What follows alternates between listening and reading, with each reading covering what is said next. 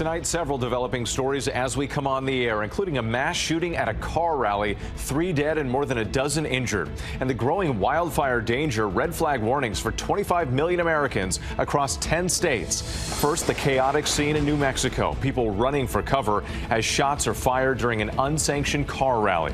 Authorities say at least 3 teenagers were killed, 15 others hurt. 50 to 60 shell casings recovered. Police now pouring through social media and asking the public for help finding suspects. Dangerous fire threat impacting millions. Dry, windy conditions raising the risk of wildfires from the plains to the East Coast. Raleigh, Charlotte, and Denver, just some of the cities in the crosshairs this weekend.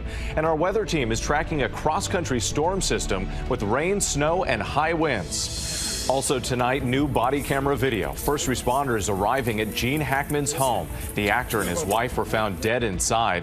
Distressed caretakers and police discussing what may have happened to them. Pope Francis now set to be released from the hospital tomorrow, but his doctors say he still faces a long recovery from double pneumonia. President Trump versus the lawyers. The White House taking aim at immigration lawyers it accuses of coaching clients to file fraudulent asylum claims. And days after a Cornell PhD student sued to stop deportations, the Justice Department is telling that student to turn himself in. Also tonight, we remember George Foreman, from fearsome heavyweight boxing champ to pastor to beloved TV pitchman. The legal battle between actors Justin Baldoni and Blake Lively takes another turn. Why Baldoni is now suing his former publicist. A historic showdown in March Madness. 2 Hall of Fame coaches going head-to-head for a spot in the Sweet 16. And the unforgettable moment in the NBA. A young boy finally gets to see his dad in action. From ABC News World Headquarters in New York, this is World News Tonight. Good evening. Thanks for joining us on this Saturday. I'm Whit Johnson. We begin tonight with yet another deadly mass shooting in America. 3 people are dead and 15 injured after shots were fired during a car show at a park in Las Cruces, New Mexico. The crowd running for cover after the gunfire erupted.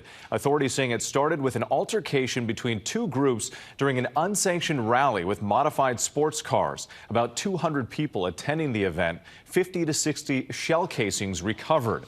2 men and a 16-year-old died. The injured victims range in ages from 16 to 36. The mayor calling this a senseless and horrible event. And tonight, the search for suspects. ABC's Melissa Adan leads us off. Tonight, authorities searching for the armed shooters in connection to a mass shooting that killed 3 and injured 15 at a local park overnight in Las Cruces, New Mexico. Video posted on Instagram shows the moment gunfire erupted. Dozens of people seen running. 1143 Central, we have multiple gunshot victims. Multiple gunshot victims. 969 Central, start alerting area hospital. The victims, as young as 16, rushed to area hospitals. Authorities say about 200 people gathered during an unsanctioned monthly car rally when an altercation between 2 groups escalated. Police describing a massive scene, saying they found about 50 to 60 handgun caliber casings across the park. The suspects on the run. We will find each and every one of them, and we will hold them accountable. Las Cruces Police Chief Jeremy Story says unsanctioned car shows have become an issue in the area. That area has been troubled with crime. In spite of some of the efforts, we are still struggling with that, obviously.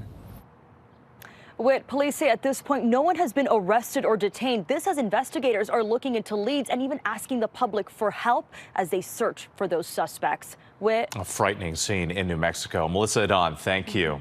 Now to the dry and gusty conditions fueling wildfire dangers across the central U.S. and southeast. More than 25 million people in 10 states under red flag warnings tonight. That includes big cities like Raleigh, Atlanta, and Denver. North Carolina issuing a statewide bird ban. Here's ABC's Ike Ejiochi. Tonight, multiple areas across the country are under an elevated fire threat. Over 25 million people in 10 states remain under red flag warnings as warm, dry, and windy conditions continue to raise the possibility of wildfires. Those warnings stretching from New Mexico to South Carolina, covering major cities such as Raleigh, Charlotte, and Atlanta. The Denver metro area also under a red flag warning. In the southeast, the greatest risk across portions of North Carolina, where a statewide burn ban is in effect. Right now in Polk County, officials there say 3 separate wildfires are burning, mostly uncontained. In Miami-Dade, Florida, firefighters are making progress, battling a large brush fire that's already claimed 27,000 acres. There's still going to be obviously smoke for, days or weeks to go. Whit, a couple weeks ago, North and South Carolina were ravaged by 175 wildfires, and tonight, those same areas once again under threat. Whit? Ike Ejiochi, thanks so much. Let's get right to meteorologist Danny Beckstrom from our New York station, WABC. And Danny, how long is this fire threat expected to last? Whit, this current threat lasts through this evening, but the dry conditions continue through the weekend until much needed rain arrives with the next storm system crossing the country. Just look at the alerts. Red flag warnings in effect until 8 p.m. local time. Then our attention turns to rain, snow and wind, moving from the mountain west to the Midwest tonight into tomorrow morning. By Sunday night, a severe threat develops from East Texas to western Tennessee with damaging wind gusts and large hail. Expect heavy rain in cities like Cincinnati and Chicago. Then that rain moves to the northeast with a messy Monday morning commute for the I-95 corridor, so the next 48 hours stay very active. Whit? Something to watch. Danny Beckstrom, we always appreciate it. Thank you. Tonight, we're learning new details in the death of legendary actor Gene Hackman. Newly released body camera video showing New Mexico sheriff's deputies arriving on the scene and discovering the bodies of the Oscar winner and his wife, and what they heard from witnesses and caretakers at the home. Here's ABC's Zorin Shah. Let's get into the vehicle. Tonight, new body camera video revealing the moments after actor Gene Hackman and his wife Betsy were found dead in their Santa Fe home last month. The family's workers shocked. Something's wrong. Sheriff's deputies releasing this body camera video, including interviews with a witness and initial fears that the cause of death could have been carbon monoxide poisoning. I would communicate with her pretty much on a weekly basis. 2.5 weeks ago, that stopped. Officials later determined that carbon monoxide was not a factor. Instead, Hackman died from severe heart disease with Alzheimer's as a significant contributory factor, and Betsy died a week earlier of the rare hantavirus disease.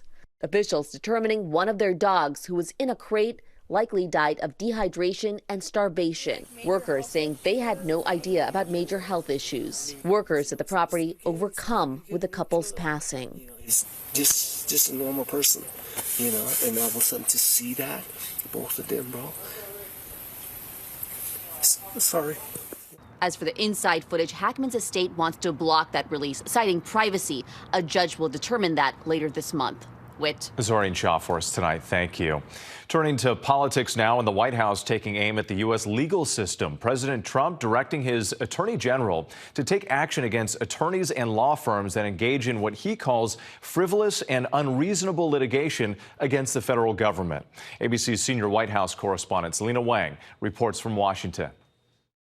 Tonight, President Trump escalating his threats towards the U.S. legal system, directing Attorney General Pam Bondi to punish law firms engaging in frivolous, unreasonable, and vexatious litigation against the United States, vowing to use the full power of the Justice Department, including imposing sanctions and revoking security clearances. The White House memo saying lawyers and law firms that engage in actions that violate the laws of the United States or rules governing attorney conduct must be efficiently and effectively held accountable. The president also ordering his Homeland Security Secretary Kristi Noem to find immigration lawyers they accuse of coaching clients to file dishonest asylum claims to circumvent immigration policies. All of this apparently part of a broader campaign of retribution against lawyers and judges who've opposed Trump personally or politically. Trump retaliating against law firms that have worked on cases against him, revoking security clearances for lawyers at Paul Weiss, Perkins Coie, and Covington and Burling, rescinding his executive order targeting Paul Weiss this week only after Trump says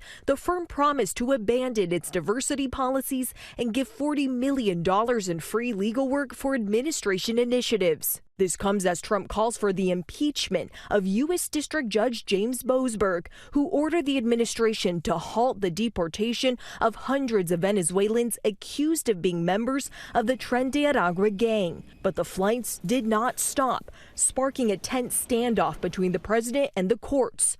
Trump taking to Fox News. Many people have called for his impeachment, the impeachment of this judge. I don't know who the judge is, but he's radical left. And when on Monday, the Trump administration is expected to be in the appeals court to try and get Judge Boasberg thrown off the case. They claim that he is biased. And tonight, a Trump administration official tells me that deportation flights continue nearly every day, with 21 migrants sent to Guantanamo Bay this week. Whit. Selina Wang at the White House, thank you. Now to the immigration crackdown and Cornell grad student facing deportation. ICE officials telling that student, a pro-Palestinian activist, to surrender. This after he filed a lawsuit against the Trump administration. And the new details coming in tonight. Here's ABC's Alex Prochet. Tonight, the Trump administration intensifying crackdowns and sparking fear at colleges and universities across the country. Cornell University graduate student Mamadou Tall, seen here on the social media platform X, is the latest pro-Palestinian protester to be allegedly targeted by Immigrations and Customs Enforcement. Court records show he was temporarily suspended twice last year for his part in student protest of Israel's war against Hamas in Gaza, but had since been allowed to continue his studies remotely. Tall, a citizen of the UK and Gambia who was here on a student visa, filed a lawsuit last weekend challenging Trump's executive order aimed at deporting foreign nationals who participated in protests critical of Israel. On Wednesday, he posted to X that law enforcement from an unidentified agency had been parked outside his home. On Friday, his attorney says they received an email from the Justice Department asking the PhD student to turn himself into ICE. The Department of Education has launched investigations into 60 universities over claims of anti-Semitism and discrimination, including Columbia University in New York, where there are still protests over the arrest and detention of Mahmoud Khalil earlier this month. The Columbia University graduate was the leader of student protests on campus last year, and now apparently detained in Louisiana without any formal charges filed against him as he awaits a court appearance in April. As for Tall, his attorneys say that they haven't been notified by the government as to whether he faces charges or deportation. A hearing is slated for Tuesday in Syracuse. Whit. All right, Alex Prochet, thank you. And tune into This Week tomorrow morning. John Karl speaks with White House border czar Tom Homan on the continued court clashes over the Trump administration's deportation policies. We go overseas now in the exchange of missile attacks between Israel and Hezbollah, the first since a ceasefire was declared back in November. Let's bring in ABC's Matt Rivers reporting from Tel Aviv. And Matt, what more are you learning about this tonight? This has been the most intense day that we have seen in months at the Israel-Lebanon border. Tonight, the IDF saying 6 projectiles fired from southern Lebanon, none doing damage here. Israel responding with massive airstrikes, killing 7 people, though an Israeli official says they don't yet know who exactly fired the projectiles. Lebanese militia group Hezbollah denying it was them. And remember, Hezbollah and Israel fought each other fiercely last year up until a U.S. brokered ceasefire went into place. Since then, it has largely held up. So, this is the question. Whether it is a quick blip or escalates into something bigger remains to be seen. That is the concern across the region. Matt Rivers, thank you. We do turn now to the historic showdown in the NCAA tournament. 2 titans of college basketball, coaches John Calipari and Rick Pitino, squaring off with a Sweet 16 spot on the line. And tonight, the other tournament highlights in men's and women's basketball as March Madness kicks into high gear. Here's ABC's Phil Lipoff. Tie between Calipari and Pitino. Tonight, a historic showdown between 2 of the game's best. Rick Pitino and John Calipari facing off for a spot in the Sweet 16. The Big East champions, St. John's, battling to the end, but it was the Arkansas Razorbacks defense that pushed them over the top. This is the 5th time these 2 coaches have met in the tournament. Before the game, both sharing their respect for one another. My hope is people look and say they both get their teams to play really hard. Cox a 3. In that arena hours earlier, the Purdue Boilermakers taking on 12th seed McNeese, going up early, never looking back. Starts alley-oop. The other Cinderella fighting to stay alive, 11th seed Drake, hoping to continue their historic tournament run after shocking Missouri in the first round matchup. Michigan and Texas A&M squaring off too. 2 of the nation's best scorers, Wade Taylor and Danny Wolf, hoping their play can push their teams to the next round.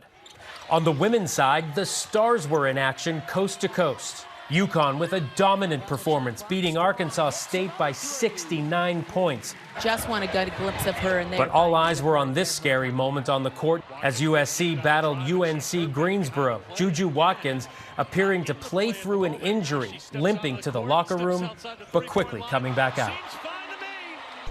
And with more great women's action tonight into tomorrow, more potential upsets, which is what everybody loves about this time of year, as we watch teams like Duke, Notre Dame, UCLA, and TCU look to advance. Whit? And some incredible games already. Phil Lipoff, thanks so much. There is a lot more ahead on World News Tonight this Saturday, including a new development in the legal fight between Justin Baldoni and Blake Lively, why he's now suing his ex-publicist, and this special moment for father and son at an NBA game.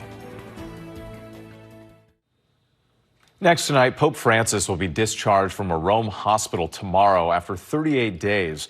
His medical team says Francis will require at least 2 months of rest as he continues his recovery back at the Vatican. The Pope, who's 88 years old, was admitted to the hospital in mid-February suffering from bronchitis that worsened into a life-threatening case of pneumonia. An urgent search continues tonight off Jacksonville, Florida, after a boat capsized Friday night. 4 people were rescued, but several others were tossed into St. Johns River. 1 body was later recovered, but an adult and 2 children are still missing. Still ahead, a champion boxer with a personality to match. We'll remember George Foreman. To the index now, a new salvo has been fired in the escalating legal war between actors Justin Baldoni and Blake Lively. Baldoni has now added his former publicist, Stephanie Jones, to his lawsuit against Lively, claiming Jones maliciously leaked private information about him to Lively. Jones could not be reached for comment. This all started last year when Lively sued Baldoni, alleging sexual harassment on the set of the film It Ends With Us. Baldoni is now countersuing, accusing Lively of defamation. And what a moment in Minneapolis Friday night. NBA veteran Joe Ingles was in the starting lineup for the first time in nearly 3 years, and his 8-year-old son Jacob got to see it. Jacob has autism and recently achieved the milestone of watching an entire game in person. The team made sure that Dad got to play and Jacob could watch and enjoy it. And the Timberwolves, by the way, they beat New Orleans 134-93. Special moment. When we come back from the ring to the grill, we look back at the remarkable life of George Foreman. Finally tonight, we remember heavyweight boxing champion George Foreman, who died last night at the age of 76. Here's ABC's Morgan Norwood. He was the 2-time heavyweight champion who proved age has no limits, standing 6'4", nicknamed Big George. The impossible dream has happened. At just 19 years old, George Foreman took home Olympic gold in Mexico City, using what ESPN eventually dubbed his wrecking ball fist. We've got the excitement. Foreman going 40-0, including a stunning knockout of then undefeated Joe Frazier. It is over. It is over. And in perhaps the most famous fight of all time, he took on Muhammad Ali in the historic Rumble in the Jungle in 1974 and suffered his first loss. His career spanning 3 decades, Foreman retiring in 1977, but returned to the ring and in a shocking move chose to face Michael Muir, who was 19 years his junior. Foreman, at 45 years old, pulling off a spectacular knockout in the 10th round. It happened! It happened! Becoming at the time the oldest man in history to hold the champion title. And despite his dominance in the ring, his good-natured personality helped him become a successful businessman when he retired from boxing, promoting the George Foreman grill used by so many. The venture made him wealthier than the sport ever did, selling more than 100 million units. Growing up in Houston, he came from simple roots, going on to become a pastor. And in 1994, telling ABC's Prime Time his message for the world. Keep dreaming. Believe in yourself. Doesn't matter what people say about you, it matters what you say about yourself. George Foreman was 76 years old. Morgan Norwood, ABC News, New York. Remembering the champ. Thanks so much for watching tonight. Have a great night. Thank you for making World News Tonight with David Muir, America's most watched newscast.